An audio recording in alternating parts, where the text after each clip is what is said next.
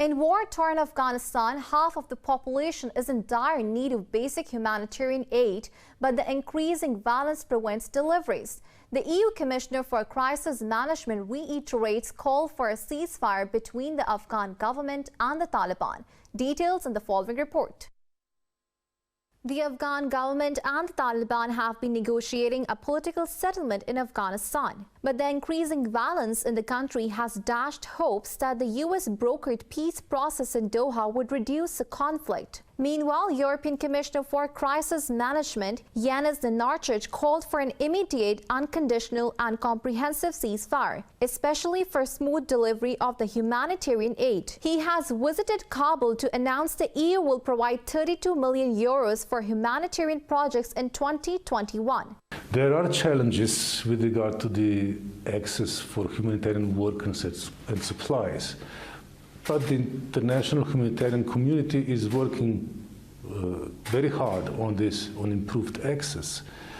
It is important for all in Afghanistan, the government as well as Taliban and others, to understand that allowing for full and unimpeded humanitarian access is their obligation under international humanitarian law.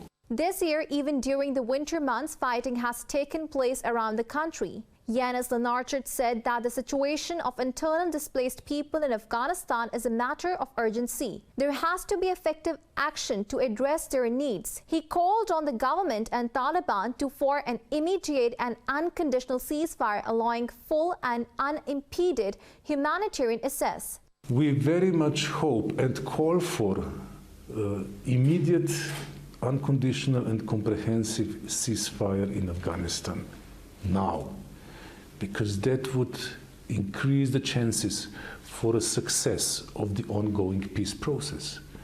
Continued violence diminishes, on the other hand, the chances for success because it obviously hardens the positions of the two sides.